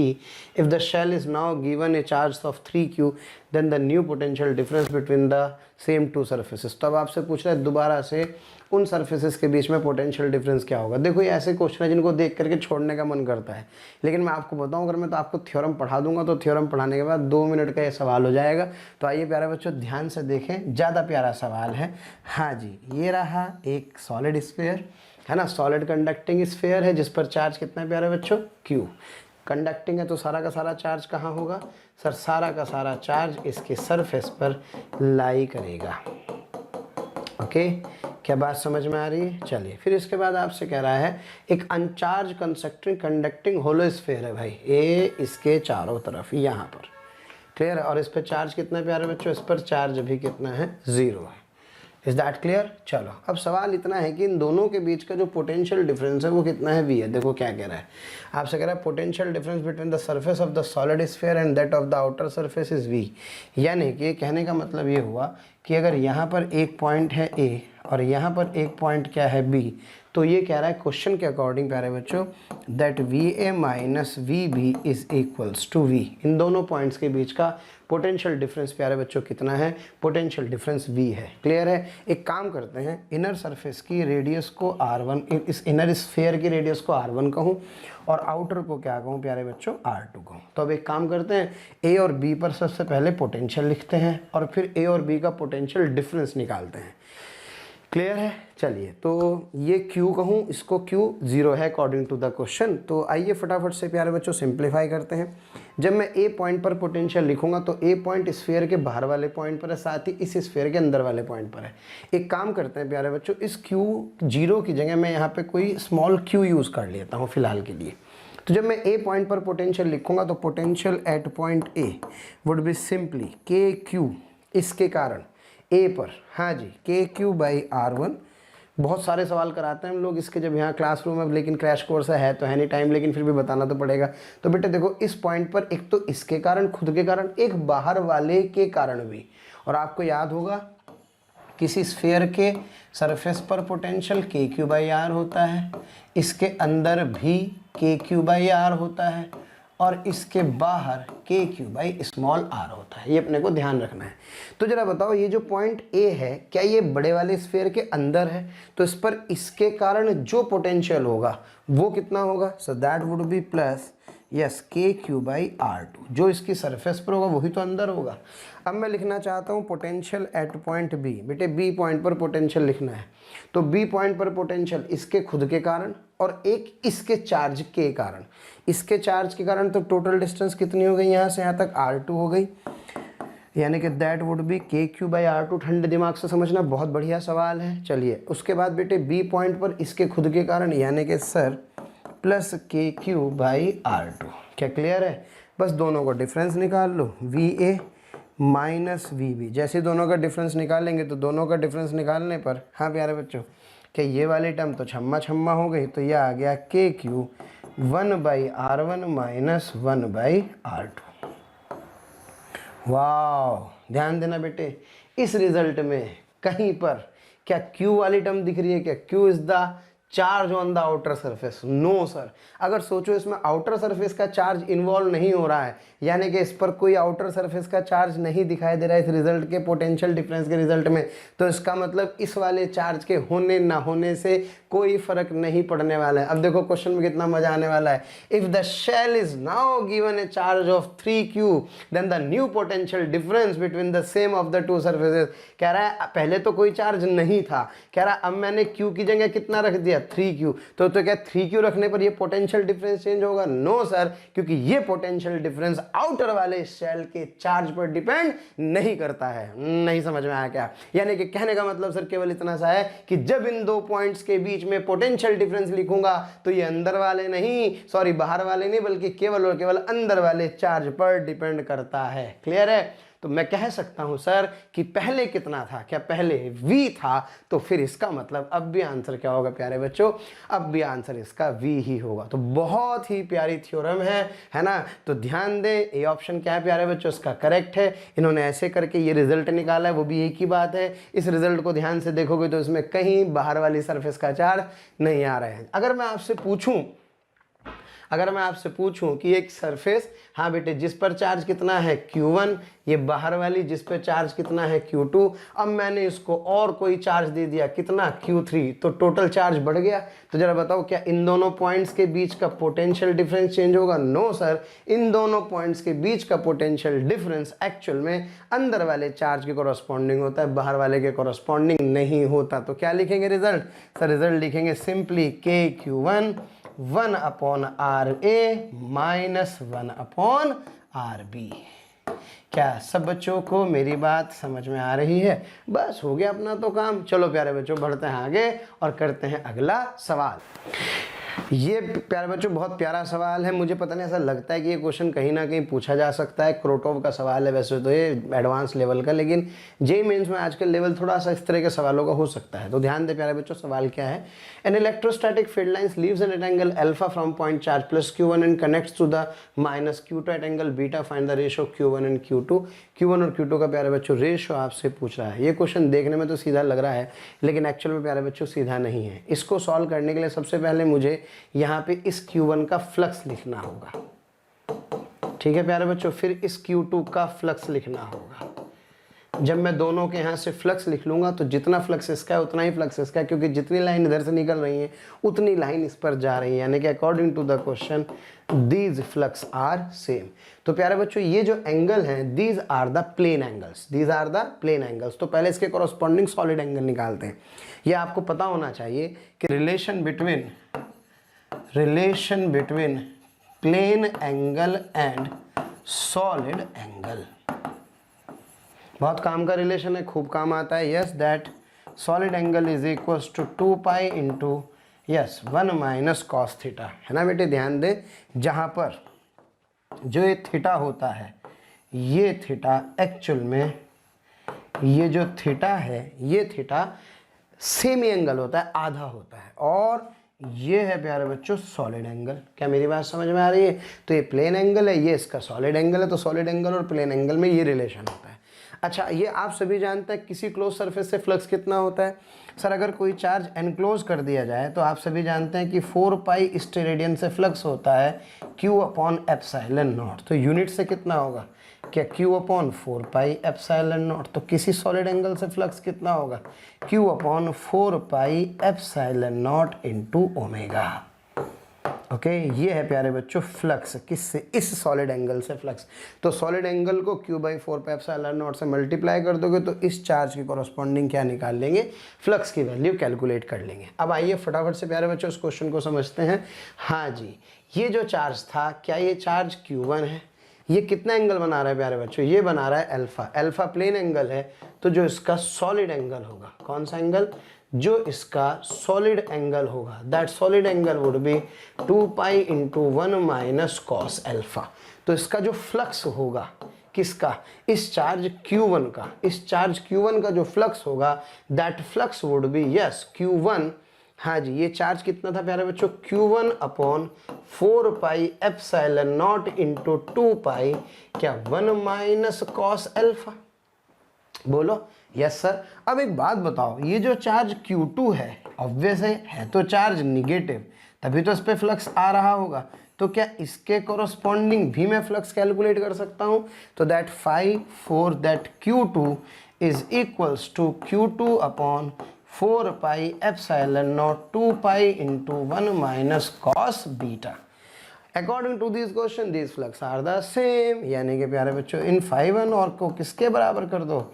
φ2 के बराबर कर देंगे। तो φ1 φ2 के बराबर करने पर मेरे पास ये 4 पाई 2 पाई सब कट जाएगा। तो क्या Q1 इंटू, हाँ जी, 1 minus cos alpha is equals to Q2 into 1 minus cos beta. तो बेटे जो Q1 और Q2 का जो रेशो है, क्या that would be 1 minus cos alpha, sorry 1 minus cos beta upon 1 minus cos alpha आ जाएगा। बस अल्फा बीटा प्यारे बच्चों आपको दिए गए हैं, तो आप क्या कर सकते हैं? आप यहाँ से चार्जेस के रेशो कैलकुलेट कर सकते हैं। आशा करता हूँ क्वेश्चन समझ में आ गया होगा। नहीं आ गया हो तो भाई मेहनत करें और क्लासेस अटेंड करें। चलिए प्यारे बच्चों बढ़ते हैं आगे। And that was a very good question. इससे हमने बहुत बढ़िया चीज़ें सीखी। सबसे पहली चीज़ तो क्या सीखी?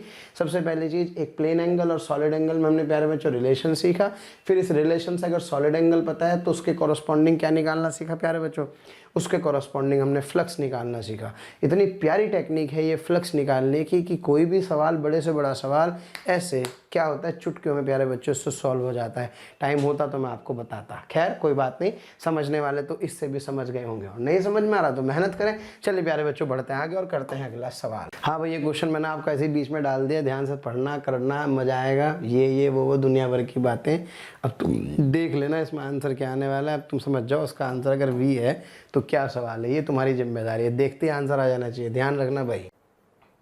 प्यारे बच्चों, आपको वीडियो अगर पसंद आ रहे हैं तो प्लीज़ लाइक करें, शेयर करें, और साथ ही साथ उन ज़रूरतमंद बच्चों को इसके बारे में ज़रूर इन्फॉर्मेशन दें जिनको इसकी कहीं ना कहीं आवश्यकता है। मैं जानता हूँ आपका दिल बहुत अच्छा है, आप भी दूसरों के बारे में शायद उतना ही सोचते हैं जितना ये मोशन की टीम सोच रही होगी। तो प्यारे बच्चों, इसलिए इन लेक्चर्स के जो भी लिंक्स हैं वो अपने फ्रेंड्स के साथ ज़रूर शेयर करें। विश्वास कीजिए, जितने ज़्यादा लोग जुड़ेंगे उतना ज़्यादा आप लोगों का प्यार, स्नेह, लाइक और कमेंट्स के माध्यम से हमें प्राप्त होगा, जिससे मोशन की टीम मोटिवेटेड होगी और हम लोग दिन रात बहुत ऊर्जा के साथ प्यारे बच्चों आपके साथ काम करेंगे। हाँ बेटा, the given graph shows the variation with distance. किस किस का डिस्टेंस आप देख रहे हैं यहाँ पे प्यारे बच्चों, एक वेरिएशन कोई दिया है y का, किसके साथ, r के साथ। क्लियर है? अब आपको बताना है कि भाई ये वेरिएशन एक्चुअल में है किसके साथ।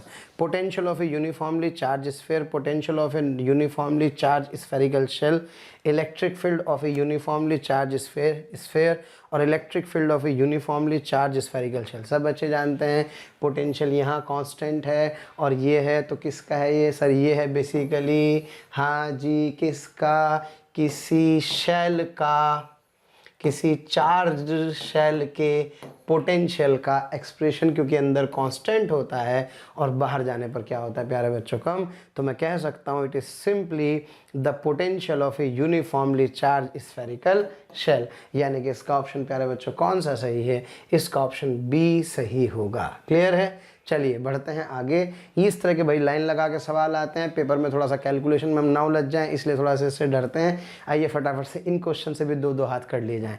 इनके ऑप्शन से बिल्कुल डरने की जरूरत नहीं है। A charge Q distributed over 3 concentric spherical shells of radii A B C, C सबसे बड़ा है, फिर बी, उसके बाद फिर क्या प्यारे बच्चों? ए आ रहा होगा। Such that there surface charge densities are equal. ये बहुत इंपॉर्टेंट पॉइंट है प्यारे बच्चों, है ना। इनकी जो सरफेस चार्ज डेंसिटीज हैं वो क्या है? इक्वल, यानी कि sigma 1 is equals to sigma 2 is equals to sigma 3। एक यहाँ पर है, एक यहाँ पर है और एक यहाँ पर है। इस पे चार्ज डेंसिटी सिग्मा 1, इस पे सिग्मा 2, और अगर इस पे सिग्मा 3 हो तो according to the question this sigma 1, sigma 2 and sigma 3 are equal. Clear है प्यारे बच्चों? इसकी रेडियस ए, इसकी बी और इसकी क्या होगी? सी। तो ये छोटी सी कहानी हो गई। अब आपसे क्या पूछा है? आपसे पूछा the total potential at a point at a distance R from the A from the common centre where R should be less than A. यानी कि अंदर किसी पॉइंट पर, कहाँ पर? हाँ भाई, तो इसके अंदर यहाँ पे ए, इस पॉइंट पर क्या पूछ रहा है? इस पॉइंट पर आपसे प्यारे बच्चों, पी पॉइंट पर पोटेंशियल के बारे में आपसे पूछ रहा है। यार इस पॉइंट पर क्या बताओ प्यारे बच्चों, पोटेंशियल आपको कैलकुलेट करना है। तो यार एक बात बताओ, जब इसके इस वाले पॉइंट पर पोटेंशियल लिखेंगे तो एक बात तो हमें समझ में आ रही है क्या, कि इस वाले पॉइंट पर जो पोटेंशियल होगा बेटे वो इसके कारण भी होगा, इसके कारण भी होगा, इसके कारण भी होगा। अगर इसको मैं ऐसे समझूं तो छोटे वाले गोले के अंदर किसी पॉइंट पर जो पोटेंशियल होता है क्या वो इसकी सरफेस पर होगा? अगर इस पर चार्ज कितना है Q1, तो इस पर जो पोटेंशियल होगा क्या वो KQ1/R होगा। अब सोचो, जो बड़े वाला गोला है उसके भी तो अंदर ये पॉइंट पर है ना, ये पॉइंट उसके भी तो अंदर है ना भाई। तो जो, लेकिन इस बार चार्ज इसका लिखेंगे तो जो सरफेस पर होगा वही अंदर होगा, तो इसके लिए KQ2/R होगा। तो क्या इसी तरह से प्यारे बच्चों एक थर्ड बॉडी होगी, और थर्ड बॉडी के लिए जिस पर चार्ज कितना है Q3, क्या इसकी भी डिस्टेंस R पर जो पोटेंशियल होगा क्या वो KQ3/R होगा? तो जरा सोचो, अगर तीनों के कारण लिखूंगा तो जो नेट पोटेंशियल होगा that would be simply yes KQ1/R plus KQ2/R plus KQ3/R। तो मैं इस पॉइंट पर क्या करूँगा? पोटेंशियल की वैल्यू कैलकुलेट कर पाऊंगा। क्या मेरी बात समझ में आ रही है? आइए प्यारे बच्चों फटाफट से देखें चार्ज डेंसिटीज़ के कॉरस्पॉन्डिंग, है ना, इसके सॉल्यूशन को देखें। तो ये मैं आपको समझा चुका हूँ भाई, नेट पोटेंशियल तो ये होगा, और डिस्टेंस तो प्यारे बच्चों क्या आएगी? ए नहीं आएगी, डिस्टेंस आएगी A, B और C। है ना। ये अपने को प्यारे बच्चों ध्यान रखना है। डिस्टेंस आएगी क्योंकि जो अंदर पॉइंट है ना, इसके लिए जो सरफेस पर होगा वही तो अंदर होगा, जो सरफेस पर होगा वही तो अंदर होगा। तो थोड़ा सा इसके सॉल्यूशन में करेक्शन कर लें। अब मुझे निकालना है चार्ज QA QB और QC का। क्लियर है ना। अब देखो क्वेश्चन में क्या गिवन है, क्वेश्चन में मुझे डेंसिटीज इक्वल गिवन है। अब जब डेंसिटीज इक्वल गिवन है तो इसका मतलब ये हुआ कि जो चार्ज प्यारे बच्चों यहाँ Q1 है, यहाँ Q2 और यहाँ क्या है Q3, तो क्या इन चार्जेस के लिए मैं लिख सकता हूँ क्या, sigma A is equals to sigma B is equals to sigma C, और सिग्मा A को लिख सकता हूँ QA upon yes 4 pi A का square, QB upon yes 4 pi B का स्क्वायर, और इसको लिख सकता हूँ QC अपॉन 4 पाई C का स्क्वायर। क्लियर है ना प्यारे बच्चों। तो यहाँ से मेरे पास जो QA QB और QC का जो रेशो आ जाएगा इस दिस वुड बी यस, इसको मैं लिख सकता हूँ यहाँ से A स्क्वायर B स्क्वायर और C स्क्वायर। क्लियर है। तो इसकी वैल्यू प्यारे बच्चों यहाँ पे मुझे पुट कर देनी है, तो यहाँ पे पुट कर दूंगा तो मेरा काम चल जाएगा। अच्छा कमाल की बात यह है कि तीनों का जो सम है, तीनों का जो सम है total, that total charge on the sphere is Q, है ना। That total charge distributed is what sir, this is simply Q। तो इसका मतलब सर ये हुआ कि that QA is equals to total charge का कितने time, A square times upon A square plus B square plus C square. ये मेरे पास किसकी वैल्यू आ गई, QA की। क्या उठा के यहाँ रख सकता हूँ। चलो बेटे QB बताओ sir, that QB is equals to Q into yes B square upon A square plus B square plus C square, और QC जो मेरे पास है that QC comes out to be yes QC square upon A square plus B square plus C square. बस इनकी value बेटे उठा करके यहाँ रख देंगे। तो जब इनकी वैल्यू उठा के यहाँ रखेंगे, सॉल्व करेंगे, तो सॉल्व करके मेरे पास टोटल पोटेंशियल की वैल्यू आ जाएगी। तो आशा करता हूँ प्यारे बच्चों समझ में आ गया होगा। थोड़ा मेहनत का काम है, बाकी तो ऐसा कोई दिक्कत वाली बात नहीं है। चार्ज डेंसिटीज़ को क्या करना है, बस हमें इक्वल करना है। यहाँ Q1 की जगह QA QB और इसको क्या कह दूँ बेटे, इसको कह दूंगा QC, तो मेरा काम चल जाएगा। आशा करता हूँ क्लियर है सबको। चलिए बच्चों बढ़ते हैं आगे और करते हैं अगला सवाल। हाँ प्यारे बच्चों, बहुत ही कमाल का सवाल, मेरा फेवरेट क्वेश्चन है और मैं चाहता हूँ कि इसे आप ही सॉल्व करें, है ना। और चलिए फिर भी कर लेना, करने के बाद इसको मेरे सॉल्यूशन से जरूर मैच कराना प्यारे बच्चों। तो आपसे कह रहे थे region between the concentric sphere of radii A and B respectively. देखो एक इस तरह का आपको जो है इसमें जो स्फीयर आपको गिवन है प्यारे बच्चों, इस स्फीयर का एक रीज़न है ये वाला, है ना, इस तरह से, और इसके सेंटर पे जो है एक Q चार्ज प्लेस्ड है। क्वेश्चन समझना अपने को केवल ध्यान से कि भाई ये एक आपके पास दो रीजन है, ओके। इसकी जो इनर रेडियस है वो कितनी है A, और जो इसकी आउटर रेडियस है वो कितनी है B, और इसके बीच में, इस रीजन के बीच में यहाँ पर एक पॉइंट है ये वाला, और इस पॉइंट P पर जो इलेक्ट्रिक फील्ड है ना, इस पॉइंट P पर प्यारे बच्चों जो इलेक्ट्रिक फील्ड है, इस इलेक्ट्रिक फील्ड के बारे में वो आपसे कह रहा है कि ये जो इलेक्ट्रिक फील्ड है, ये इलेक्ट्रिक फील्ड प्यारे बच्चों कांस्टेंट है, और साथ में यहाँ पे क्या रखा है, यहाँ पे एक प्लस Q चार्ज रखा है। तो यार अब बताओ यार, अगर ये कांस्टेंट है तो फिर A की वैल्यू, इस कांस्टेंट A की वैल्यू आपको बतानी है। तो जरा बताओ, रटा रटाया जुगाड़ सबसे पहले इलेक्ट्रिक फील्ड का। Sir E into 4 pi R square is equal to rho, हाँ बेटे क्या A by R into 4 pi R square DR upon epsilon not.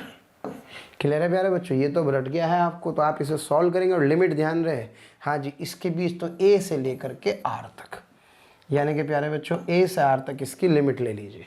जब आप A से R तक इसकी लिमिट ले लेंगे तो A से R तक लिमिट लेकर के सॉल्व करेंगे, तो सॉल्व करके I will get the electric field at this point due to this charge only. अभी प्लस Q के लिए बाकी है, तो मैं आपको बता दूं उसके सॉल्यूशन से ये सब रिजल्ट आ जाएगा। यहाँ प्यारे बच्चों 4 पाई इसमें छूट गया है, तो यहाँ 4 पाई आप इसमें इंट्रोड्यूस कर लें, यहाँ भी 4 पाई इंट्रोड्यूस कर लेंगे, तो कुल मिला करके ये आपके पास इलेक्ट्रिक फील्ड का एक्सप्रेशन आ जाएगा। दिस वन कितना आएगा, ये आएगा A upon yes 2 epsilon not R square minus A square. लेकिन जरा सोचो साथ ही साथ, हाँ प्यारे बच्चों, क्या Q चार्ज भी प्लेस्ड है? जब एक साथ ही साथ Q चार्ज भी प्लेस है तो इस इलेक्ट्रिक फील्ड में इस Q के कारण आने वाला एक इलेक्ट्रिक फील्ड भी साथ में एंटर कर जाएगा। क्लियर है? यानी कि कहने के मायने केवल इतने से हुए, हाँ जी, कि इस पॉइंट पर जो नेट इलेक्ट्रिक फील्ड होगा प्यारे बच्चों वो इसके साथ प्लस KQ/R² भी आ जाएगा। सवाल खत्म। हाँ जी, DE/dr निकालो और किसके बराबर पुट कर दो, 0 के। तो जैसे DE/dr को 0 के बराबर पुट करेंगे, सॉल्व करके प्यारे बच्चों ये मेरे पास आंसर आ जाएगा। तो इससे मेरे पास किसकी वैल्यू आ जाएगी, इससे मेरे पास A की वैल्यू आ जाएगी। आशा करता हूँ बात समझ में आ रही होगी, है ना, जगह बच रही है। आइए 2-4 छोटी छोटी सी बातें बताते हैं आपको प्यारे बच्चों कंडक्टर से रिलेटेड, है ना। ये अगर कंडक्टर का मसाला है, यानी कि जहाँ पर मास है, बहुत प्यारे प्यारे पॉइंट्स बता रहा हूँ, ध्यान देना, है ना। कुछ थ्योरम्स हैं, इनके रिजल्ट्स आपको पता होने चाहिए। अगर इसके सेंटर पर Q चार्ज रखते हैं, क्या रखते हैं, Q चार्ज, तो प्यारे बच्चों इसके अंदर वाली सरफेस पर एक -Q चार्ज इंड्यूस हो जाता है। ये याद रखना है, important points regarding to the conductor. और इतना ही चार्ज बाहर सरफेस पर इंड्यूस हो जाता है। ओके, चलिए, तो बाहर सरफेस पर कितना चार्ज Q, अंदर वाली पर कितना -Q, तब जबकि सेंटर पर कितना रखा है Q। अब मैं आपसे कहूँ जरा बताओ यार एक बार फटाफट से। हाँ जी, ये कंडक्टर है, हमने अंदर -3Q रखा, तो जैसे अंदर -3Q रखा तो प्यारे बच्चों -3Q रखने पर, हाँ जी, अंदर कितना पैदा होगा सर, अंदर पैदा होगा +3Q चार्ज। तो यहाँ पर +3Q आ जाएगा और इतना ही बाहर की तरफ -3Q चार्ज प्यारे बच्चों डेवलप हो जाएगा। क्लियर है? ये दोनों चार्जेस, ये वाला है ना, this charge and this charge are the induced charges. Okay, ये प्यारे बच्चों कहानी है, इस तरह से हमें पता होना चाहिए। एक और इम्पॉर्टेंट बात आप अच्छे से समझें, क्या कि अगर कोई कंडक्टर जिसकी शेप कुछ अजीब सी है, तो जो कॉर्नर्स होते हैं, इन कॉर्नर्स पर चार्जेस ज़्यादा एक्यूमुलेट होते हैं इनके मुकाबले, है ना। जो कॉर्नर्स होते हैं, कॉर्नर्स पर चार्ज का एक्यूमुलेशन ज़्यादा होता है, क्योंकि जो चार्ज डेंसिटी है वो रेडियस ऑफ कर्वेचर के इन्वर्सली प्रोपोर्शनल होती है। तो इसलिए शार्प एजेस पर, यानी कि अगर यहाँ σ1 हो और यहाँ σ2 हो, तो प्यारे बच्चों जो σ1 है ये σ2 के बराबर होती है। क्लियर है? तो ऐसी बहुत सारी छोटी छोटी सी प्रॉपर्टीज़ हैं, समय रहेगा तो मैं आपको धीरे धीरे और बताता रहूँगा। और कमाल की बात है, इसके अंदर यहाँ पर हमेशा प्यारे बच्चों ध्यान रहे, इलेक्ट्रिक फील्ड क्या होता है, 0, क्योंकि ये एक कंडक्टर है। क्लियर है? आइए बढ़ते हैं आगे और करते हैं अगला सवाल। Three concentric metal shells A, B and C of respectively radii A, B and C, okay, have the surface charge density plus sigma, minus sigma and plus sigma respectively. Then the potential of shell B, B shell का potential आपसे क्या कर रहा है प्यारे बच्चों, पूछ रहा है। 3 concentric metal shells हैं। आइए फटाफट से इसके सॉल्यूशन से समझते हैं। हाँ जी, ये देख रहे हैं आप, इस पे कितना है प्यारे बच्चों, plus sigma, minus sigma, plus sigma. तो जरा सोचो, B पॉइंट पर पूछ रहा है, तो B पॉइंट पर, हाँ जी ध्यान दो, क्या इसके कारण होगा, यस सर, क्या इसके भी कारण होगा, यस सर, और क्या इसके भी कारण होगा। छोटे वाले के लिए ये पॉइंट पड़ेगा कितनी डिस्टेंस पर, B डिस्टेंस पर। तो अगर यहाँ प्लस सिग्मा है तो पोटेंशियल हो जाएगा प्यारे बच्चों, हाँ जी, K sigma 4 pi A² divided by B। फिर माइनस सिग्मा के कारण सर ये सरफेस पर ही पॉइंट आ रहा है, तो इसका हो जाएगा बेटे V2 = K सिग्मा 4 पाई, चार्ज आ गया, B² करेंगे डिवाइडेड बाई, हाँ बेटे B आ जाएगा। लेकिन इस बार कैसा साइन लगाऊंगा, माइनस का।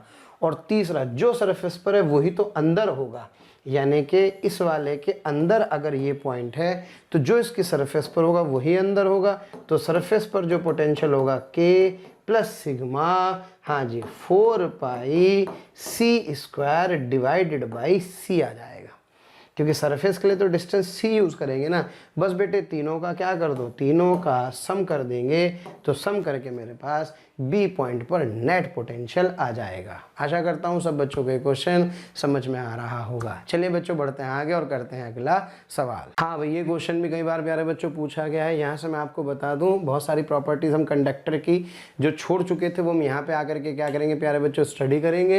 N uncharge sphere of metal is placed in a uniform, metal का स्फीयर है, किसका किसका, metal, conductor is placed in uniform electric field produced by the two large conducting plates, parallel plates. Okay, तो line of the look like yes, तो आपने देखते इसका option क्या लगा दिया प्यारे बच्चों, सी। कारण क्या है, जब किसी एक्सटर्नल इलेक्ट्रिक फील्ड में प्यारे बच्चों किसी कंडक्टर को प्लेस किया जाता है ना, ये क्या है sir, this is an external electric field. और जब इस एक्सटर्नल इलेक्ट्रिक फील्ड में, हाँ बेटे, किसको प्लेस किया गया है, किसी कंडक्टर को प्लेस किया जाता है। तो किसी एक्सटर्नल इलेक्ट्रिक फील्ड में कंडक्टर को प्लेस करने पर कहानी देखिए कुछ इस तरह की होगी। ये कंडक्टर है तो प्यारे बच्चों ये लाइन और ये लाइन, ये लाइन, ये लाइन और ये लाइन ऐसे चली जाती हैं, है ना। ये 90 डिग्री पर होते हैं प्यारे बच्चों। तो इस तरह से सारी की सारी कहानी चेंज हो जाती है। और अंदर इलेक्ट्रिक फील्ड कितना होता है कंडक्टर के, 0 होता है। उसका रीज़न ये होता है चूँकि कंडक्टर है तो कंडक्टर के अंदर क्या होंगे, कंडक्टर के अंदर प्यारे बच्चों फ्री इलेक्ट्रॉन्स होंगे। तो ये फ्री इलेक्ट्रॉन क्या करते हैं, इस एक्सटर्नल इलेक्ट्रिक फील्ड के अगेंस्ट एक इंटरनल इलेक्ट्रिक फील्ड पैदा करते हैं, जिसके लिए यहाँ पे सारे के सारे प्लस वाले एक्यूमुलेट हो जाते हैं और सारे निगेटिव वाले इधर आ जाते हैं। और ये तब तक चलता रहता है जब तक कि दोनों एक दूसरे को कैंसिल करके ई नेट को प्यारे बच्चों 0 नहीं करते। ई नेट 0 तो सब बच्चे जानते हैं, ई 0 तो वी कांस्टेंट, और वी कांस्टेंट तो इक्वी पोटेंशियल सरफेस। और इक्वी पोटेंशियल सरफेस के लिए जो फील्ड लाइंस होती हैं क्या वो हमेशा परपेंडिकुलर एंटर करती हैं। इसलिए प्यारे बच्चों ये जो कहानी है 90 डिग्री वाली वो इसलिए होती है क्योंकि इसके अंदर क्या क्रिएट हो जाती है, क्योंकि इसके अंदर एक इक्वी पोटेंशियल सरफेस क्रिएट हो जाती है। तो कहीं भी कंडक्टर हो भाई तो प्लीज़ ध्यान रखना इस सम्मान का, ये सम्मान इसको ज़रूर देना होगा। तो मैं कह सकता हूँ प्यारे बच्चों कि इसका कौन सा ऑप्शन, इसका ऑप्शन सी सही होगा। चलिए बढ़ते हैं आगे और करते हैं अगला सवाल। हाँ प्यारे बच्चों ये क्वेश्चन हम लोग करने वाले हैं, हिम्मत कर रहा हूँ थोड़ा सा, वैसे तो जेईई मेंस का नहीं है लेकिन कहीं ना कहीं प्यारे बच्चों कनेक्ट हो सकता है, इसमें हम बहुत सारी चीज़ें सीखने वाले हैं। ओके, तो ध्यान से देखें है क्या question. A dipole having a dipole moment P is placed in front of a solid uncharged conducting sphere as shown in the diagram. The net potential at a point A lying on the surface of the sphere. प्यारे बच्चों जो A point आपको दिखाई दे रहा है, इस point A पर आपसे क्या कह रहा है, इस पॉइंट A पर प्यारे बच्चों पोटेंशियल आपसे पूछ रहा है ना। वैसे तो इन क्वेश्चंस को करने का एक बहुत बेसिक सा स्टेप होता है, पहले मैं आपको स्टेप रटवा देता हूँ, बाद में कोशिश करूँगा समझाने की। कभी भी किसी भी पॉइंट पर पोटेंशियल पूछे किसी भी बाहर वाले चार्ज के कारण, सबसे पहले प्यारे बच्चों सेंटर पर निकालो। किस पर निकालो, सबसे पहला काम है कहाँ पे निकालना है अपने को, सेंटर पर निकालना है। क्यों, क्योंकि किसी भी अनचार्ज स्फीयर के कारण, अनचार्ज स्फीयर के कारण के सेंटर पर जो पोटेंशियल होता है प्यारे बच्चों वो 0 होता है। किसका, इंड्यूस चार्ज का। तो मान लो चार्ज क्यों रखा है, ठीक है वो अलग बात है।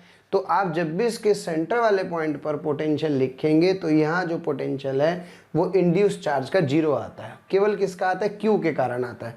जरा सोचो इसकी डिस्टेंस कितनी है, डी। तो इसके इस वाले पॉइंट पर पोटेंशियल कितना हो गया सर, ये हो गया KQ/D, बात खत्म।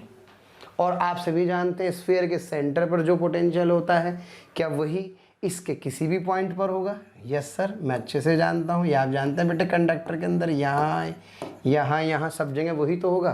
तो इसका मतलब इसके इस पॉइंट पर मान लो पोटेंशियल लिखना है इस वाले पॉइंट पर, तो इसके इस वाले पॉइंट पर वही होगा जो सेंटर पर होगा। और ये कहाँ है, ये है सेंटर पर। ओके, क्या मेरी बात समझ में आ रही है, थोड़ी सी दोबारा सुने प्यारे बच्चों। अगर ये एक कोई अनचार्ज स्फीयर है कंडक्टिंग, कैसा, कंडक्टर, और इसके सेंटर से ये कोई चार्ज क्या रखा है, मान लो यहाँ Q चार्ज रखा है, कितने डिस्टेंस पर रखा है, D डिस्टेंस पर, और ये पॉइंट कितना है P। तो प्यारे बच्चों एक बात अच्छे से समझना है कि इसके इस पॉइंट पर पोटेंशियल हमेशा 2 चीज़ों के कारण आता है, एक तो इस Q के कारण, दूसरा प्यारे बच्चों ये जो स्फीयर आप देख रहे हैं इसमें एक इंड्यूस चार्ज जनरेट हो जाता है। क्या जनरेट हो जाता है, इंड्यूस चार्ज। ये मैं आपको बहुत अच्छे से समझाऊंगा, बिल्कुल चिंता ना करें, लेकिन अभी रिजल्ट याद रखना है। तो उसका यहाँ पर पोटेंशियल इंड्यूस चार्ज का 0 होता है, इस 0। लेकिन इस Q का कितना आएगा सर, इसका आएगा KQ/D। तो इस क्यू चार्ज का इसके सेंटर पर जो पोटेंशियल है वो केवल और केवल इसके कारण आता है, इंड्यूस के कारण नहीं आता। समझ में बात आ गई? लेकिन अगर आपने गलती से इस पॉइंट क्यू पर लिखा तो क्यू पर इसके कारण तो आएगा ही आएगा, है ना। क्यू डैश कोई पॉइंट इसको बोल देते हैं, हाँ यस क्यू डैश। मान लो इस पॉइंट पर पोटेंशियल लिखा, तो इस पॉइंट पर जब आपसे पोटेंशियल कहेगा तो इस पॉइंट पर जो पोटेंशियल होगा प्यारे बच्चों, अगर ये डिस्टेंस डी डैश है तो ये के क्यू बाई डी तो होगा ही, साथ में इस इंड्यूस चार्ज का भी एक पोटेंशियल आपको लिखना पड़ता है। समझ में बात आ रही? इसलिए आप कभी भी इधर ना लिखें, सीधे सेंटर पर लिखें, और जो यहाँ पर है वही हर पॉइंट पर होगा। यहाँ भी ये होगा, यहाँ भी ये होगा, यहाँ भी होगा, क्योंकि आपने पढ़ा है क्या यार भाई, जो सरफेस पर होता है वही तो सेंटर पर होता है, वही अंदर हर पॉइंट पर होता है। तो इसलिए जब भी कभी पोटेंशियल लिखें किसी भी बाहर वाले चार्ज के कारण, किसी भी बाहर वाले सिस्टम के कारण, किसी न्यूट्रल अनचार्ज स्फीयर पर, तो हमेशा सेंटर पर लिखेंगे। ये मैं आपसे प्यारे बच्चों कहना चाह रहा हूँ, क्योंकि इस क्वेश्चन में देखिए डाइपोल है ना। मैं इस क्वेश्चन का थोड़ा सा डायग्राम आपको प्यारे बच्चों डिटेल में समझाने वाला हूँ। अब मान लीजिए ये स्फीयर है, यहाँ पर आपने क्या बना रखा है, यहाँ पर एक डाइपोल बना रखा है। अब आप सोचो, दिमाग लगाओ, अरे यार डाइपोल की ये वाली जो एक्सिस है, यहाँ पे पॉइंट क्या है प्यारे बच्चों, ए, तो क्या मैं थीटा एंगल निकाल करके इसका जो के पी कॉस थीटा हो बटे आर स्क्वायर लगा दूंगा? नहीं, गलत ना करें। क्या करना है अपने को, सबसे पहले यहाँ सेंटर पर पोटेंशियल लिखें। किस पर पोटेंशियल लिखे प्यारे बच्चों? सेंटर पर। जो यहाँ होगा वही सब जगह होगा, बात खत्म हो गई। अब ये डिस्टेंस कितनी है according to the question? Sir this distance is D, तो क्या V C is what? Sir V C is K P upon D का square plus zero. Zero is what? Due to the induced charge.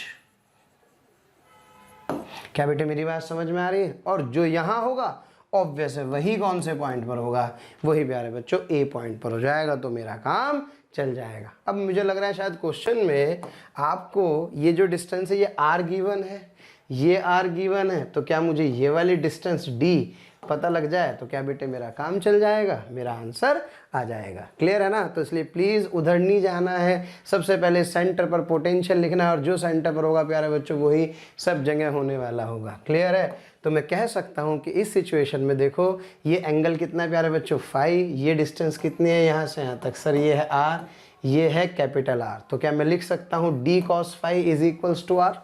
अरे यार साफ साफ समझ में आ रहा है, कॉस फाई दिख रहा है ना भाई यहाँ से, कितना? That cos phi is equals to, हाँ बेटे, cos phi is equals to R upon D.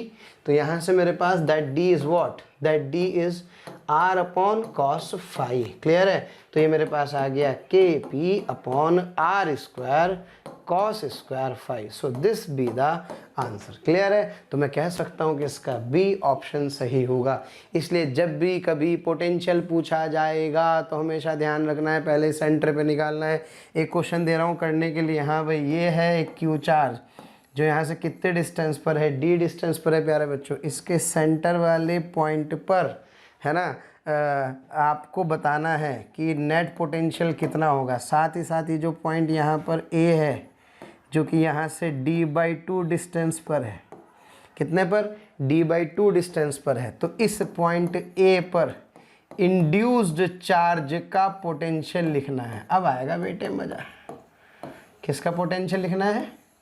A point पर इंड्यूस्ड चार्ज का पोटेंशियल लिखना है। आंसर बता दूं क्या? अपना आप ट्राई करें और मुझे कमेंट बॉक्स में प्यारे बच्चों ज़रूर लिखें। तो प्यारे बच्चों आज के लिए इतना काफ़ी है। ये लेक्चर आशा करता हूँ ध्यान से देखेंगे। अगर आप प्रैक्टिस करेंगे तो विश्वास कीजिए मैंने आपको जितने क्वेश्चंस कवर कराए हैं सारे जेईई में कई बार पूछे गए हैं और सारे के सारे प्यारे बच्चों इंपॉर्टेंट पॉइंट्स हैं। ये कहीं ना कहीं आपके ज़रूर काम आएंगे। और पेशेंस के साथ सुनने के लिए बहुत बहुत धन्यवाद। प्यारे बच्चों ग्रेविटेशन का समय थोड़ा सा आज कम रह गया था, वरना इलेक्ट्रोस्टैटिक्स भी रह जाता। तो अब मैं क्या करूँगा प्यारे बच्चों, आपको ग्रेविटेशन को किसी और चैप्टर के साथ इंक्लूड करके बताऊँगा। तब तक के लिए प्लीज ट्यून रहिए और इंतजार कीजिए अगले लेक्चर का। नेक्स्ट टर्न पर हम लोग शुरू करेंगे प्यारे बच्चों करंट इलेक्ट्रिसिटी।